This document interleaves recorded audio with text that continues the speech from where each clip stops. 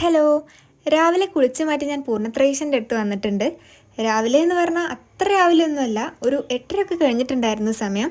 ഇന്ന് ഞായറാഴ്ച ആയതുകൊണ്ട് തന്നെ നല്ല തിരക്കുണ്ട് ഇവിടെ. പക്ഷേ എത്ര തിരക്കുണ്ടെങ്കിലും നമുക്ക് ആ തിരക്ക് അങ്ങോട്ട് ഫീൽ ചെയ്യില്ല. അതാണ് ഇവിടുത്തെ ഒരു പ്രത്യേകത. അങ്ങനെ ഞാനിതാ അകത്ത് കടന്നിട്ടുണ്ട്. എനിക്കിന്ന് പൂർണ്ണത്രയീശനെ നന്നായി പ്രാർത്ഥിക്കാൻ പറ്റിയിട്ടുണ്ട്. കുറേ സമയം എടുത്ത് പ്രാർത്ഥിക്കാൻ പറ്റിയിട്ടുണ്ട്. അങ്ങനെ അകത്തെ പ്രാർത്ഥനയൊക്കെ കഴിഞ്ഞിട്ട് പുറത്തിറങ്ങിയിട്ട് പിന്നെയും കുറേ സമയം എടുത്തിട്ടാണ് ഞാൻ പ്രദക്ഷിണ വെച്ചത്. നമുക്കറിയാലോ, അവിടെ ഇഷ്ടം പോലെ സ്ഥലമുണ്ട്, കാഴ്ചകളുണ്ട്. അങ്ങനെ അതൊക്കെ നോക്കിയിട്ടാണ്. ഇവിടെ നിന്ന് തുലാഭാരവും ചോറൂണും ഒക്കെ ഉണ്ട്. കുറച്ച് സമയം അതൊക്കെ നോക്കി നിന്നിട്ടാണ് പ്രദക്ഷിണത്തിന് തുടങ്ങിയത് കേട്ടോ. അങ്ങനെ ഇതാ സാവധാനത്തിൽ എല്ലാവരും നോക്കിയിട്ട് പ്രദക്ഷിണം ചെയ്തു. എന്താ പ്രസാദം കൊടുക്കുന്നുണ്ട്. അപ്പം ഞാനും വാങ്ങിച്ചിട്ടുണ്ട് പ്രസാദം. അപ്പോൾ നല്ല അവിൽ കുഴച്ചാട്ടോ, നല്ല നെയ്യൊക്കെ ചേർത്ത് നല്ല ടേസ്റ്റാണത്. അപ്പോൾ ഞാൻ ചുറ്റി വന്നിട്ട് കഴിക്കാമെന്ന് വിചാരിച്ചു.